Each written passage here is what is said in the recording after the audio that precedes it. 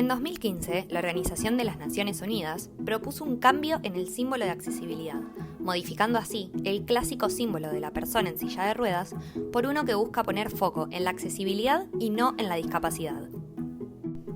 Esto nos llevó a preguntarnos de qué manera, en este nuevo símbolo, la inclusión de todas las discapacidades afecta su capacidad para ser reconocido y comprendido como un signo señalético, y a plantear como hipótesis, con el objetivo de incluir todas las discapacidades, el nuevo símbolo internacional de accesibilidad pierde su cualidad de signo señalético.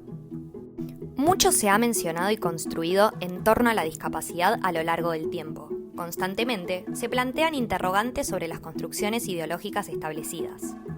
Se distinguen dos grandes miradas en torno a la discapacidad. El modelo médico hegemónico plantea un análisis sobre cómo se construye la mirada de lo normal, ligado al cuerpo físico eficiente en términos biológicos. Según los autores, la normalidad se utiliza para clasificar a las personas, por lo que consideran a aquellas que no cumplen con ciertos parámetros como parte de un déficit.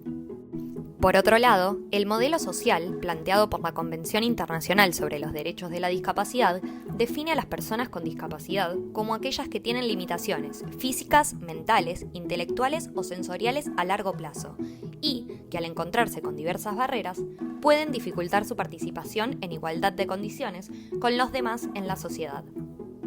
Además, distinguimos que hay una actual comprensión de la discapacidad como parte de la diversidad humana.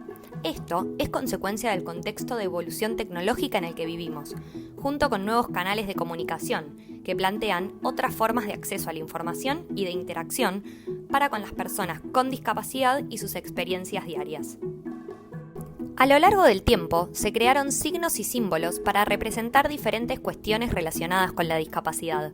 Sin embargo, hay mucho que debemos reflexionar para intentar rediseñar estos símbolos. Los diseñadores se encuentran con el cuestionamiento de cómo hacerlo, cuando sabemos que es uno de los símbolos más reconocidos a nivel mundial. Es una decisión que carga con un peso y una responsabilidad muy grande, ya que los diseñadores construyen sentido a través de los signos y pueden llegar a generar una percepción errónea y confusión en los espectadores.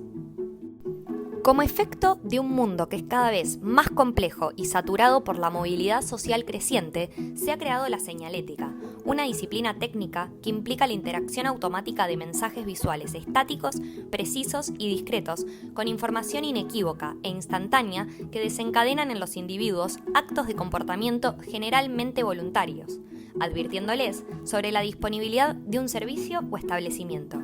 La señalética debe ser informativa, direccional, orientadora, simple, intuitiva, fácil de usar y entender por todas las personas independientemente de la experiencia y conocimiento previo. Es importante el rol del diseñador a la hora de generar estos signos que se instalarán en nuestro inconsciente colectivo como miembros de una sociedad, ya que no tienen un significado fijo y definitivo, sino que están abiertos a interpretaciones y generan nuevas asociaciones de significado a medida que interactuamos con ellos. Dependen de la experiencia, conocimiento, contexto y la aparición de los mismos en un entorno, no solo una comprensión del signo, sino un sentido de pertenencia del mismo. Es así que podemos decir que quienes producen arte, diseño, signos y sistemas son los encargados de establecer un puente de conexión entre quien emite y quien recibe el mensaje. Se vuelven los encargados de transmitir un mensaje específico para una audiencia en particular a través de una pieza de comunicación que da voz y reconocimiento. El tradicional símbolo internacional de accesibilidad fue creado en 1968 por Suzanne Kofod y luego modificado por Carl Montan, quien agregó un círculo en la parte superior de la figura sentada. Esta imagen se mantiene hasta la actualidad.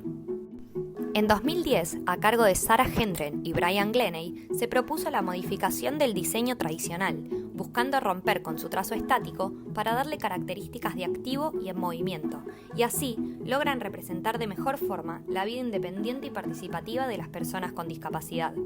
Sin embargo, la silla de ruedas sigue siendo lo principal, haciendo que el signo se interprete como discapacidad motriz y no como accesibilidad. Frente a esta continua falta de inclusión, la Unidad de Diseño Gráfico del Departamento de Información Pública de la ONU diseñó un nuevo símbolo de accesibilidad, representado por una figura de pie con los brazos abiertos, rodeado por un círculo, buscando simbolizar la inclusión para las personas sin distinguir sus capacidades, independizando el concepto de accesibilidad, sin asociarlo con una figura que relacionemos naturalmente con la discapacidad. Retomando la hipótesis y habiendo realizado encuestas y una entrevista a la coordinadora de la Comisión Universitaria sobre Discapacidad de la Universidad Nacional de La Plata, concluimos en que hay un común denominador en la desinformación y desconocimiento que las personas poseen sobre la accesibilidad y su señalización.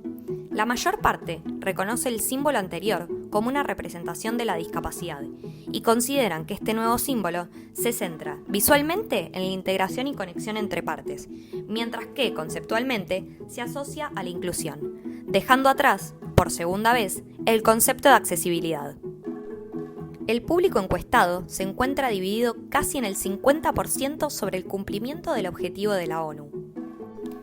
De esta forma, se concluyó a que el rediseño del símbolo internacional de accesibilidad, con el objetivo de abarcar todas las discapacidades y debido a la complejidad de su construcción sintáctica, pierde su capacidad de signo señalético en cuanto a la interacción automática de mensajes visuales, estáticos, precisos y discretos con información inequívoca e instantánea.